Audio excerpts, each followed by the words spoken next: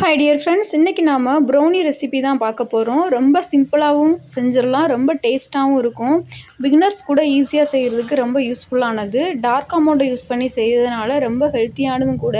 இதை நம்ம டார்க் அமௌண்ட்டும் ப்ரௌன் சுகர் அப்புறம் வீட் ஃப்ளேவர் இந்த மாதிரி யூஸ் பண்ணி நம்ம செஞ்சோன்னா இன்னும் ஆரோக்கியமானதும் கூட. டார்க் அமௌண்ட் பார்த்திங்க அப்படின்னா ஹீமோக்ளோபினை இன்க்ரீஸ் பண்ணுறதுக்கு ரொம்ப ஹெல்ப் பண்ணும். இந்த மாதிரி ப்ரௌனி ரெசிப்பியாக நம்ம செஞ்சு குழந்தைங்களுக்கு கொடுக்கலாம்.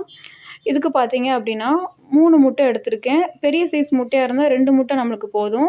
அடுத்து 90 கிராம் மைதா மாவும் 30 கிராம் கொக்கோ பவுடரும் எடுத்திருக்கேன். அப்புறம் 170 கிராமில் 100 கிராம் ப்ரௌன் சுகரும் 70 கிராம் ஒயிட் சுகரும் எடுத்திருக்கேன். 200 கிராம் டார்க் அமௌண்ட்டும் 90 கிராம் நம்ம பட்டரும் எடுத்து டபுள் பைண்டிங் மெத்தடில் இந்த மாதிரி மெல்ட் பண்ணி தனியாக வச்சுக்கலாம். இப்போ இந்த டைமில் பார்த்தீங்கன்னா பட்டர் சீட் இந்த மாதிரி நம்ம செட் பண்ணிவிட்டு ஓவனை 180 டிகிரி செல்சியஸில் 10 நிமிஷம் நம்ம ஃப்ரீ ஹீட் பண்ணி வச்சுக்கலாம். இந்த மாதிரி நம்ம எலக்ட்ரிக் பீட்டர் யூஸ் பண்ணாமல் இந்த மாதிரி விஸ்கு வச்சு நம்ம கொஞ்சம் கொஞ்சமாக சுகர் ஆட் பண்ணி சுகர் நல்லா மெல்ட் ஆகுற வரைக்கும் நம்ம பீட் பண்ணால் மட்டும் போதும். சுகர் கரைஞ்சாதான் நம்மளுக்கு ப்ரௌனி நல்லா சாஃப்டாகவும் நல்லா டேஸ்ட்டாகவும் சூப்பராக கிடைக்கும். ஸ்ட்ரக்சர் நல்லாயிருக்கும் பார்க்குறதுக்கும்.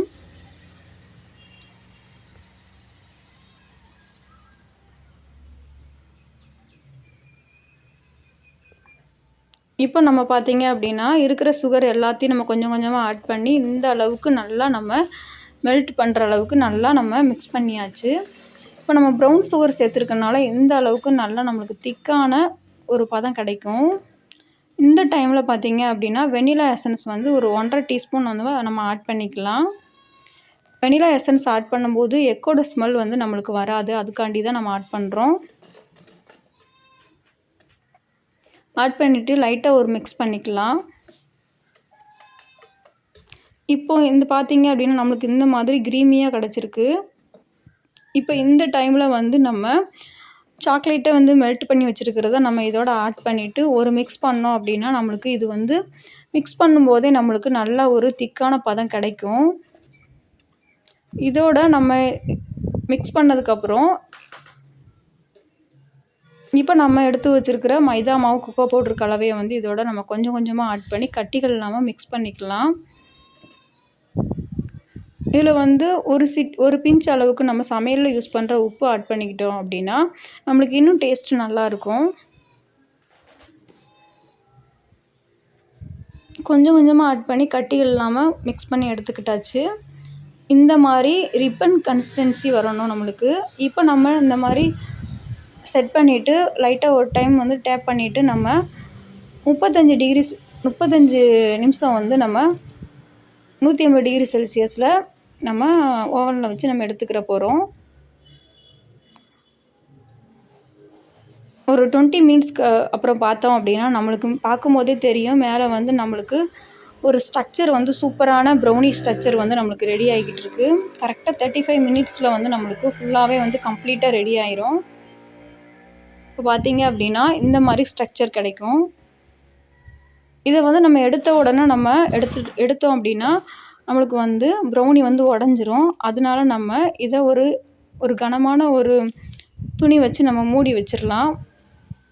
நல்லா ஆறுனதுக்கப்புறம் நம்ம எடுத்து பார்க்கலாம். இப்போ இதோட வெயிட் பார்த்தீங்க அப்படின்னா நம்ம போட்ட மாவு சுகர் இதுக்கெலாம் சேர்த்து நம்ம வெயிட் பார்த்தோம்னா 700 கிராம் நம்மளுக்கு ப்ரௌனி கிடச்சிருக்கு. நல்லா ஆறுனதுக்கப்புறம் இந்த மாதிரி நம்ம நல்லா ஷார்ப்பாக இருக்கிற நைஃப் வச்சு நம்ம இந்த மாதிரி பீஸ் போட்டுக்கலாம். நல்லா கம்ப்ளீட்டாக ஆறணும், அப்படி இல்லாட்டா நம்மளுக்கு பீஸ் போடும்போது நம்மளுக்கு உடஞ்சிரும் ப்ரௌனி.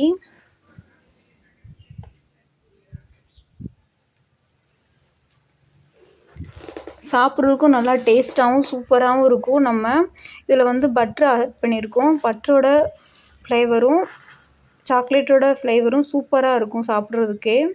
எக்கோட ஸ்மெல் கொஞ்சம் கூட இருக்காது. இந்த மாதிரி நீங்கள் ப்ரௌனி ரெசிப்பியாக செஞ்சு சாப்பிட்டு பாருங்கள்.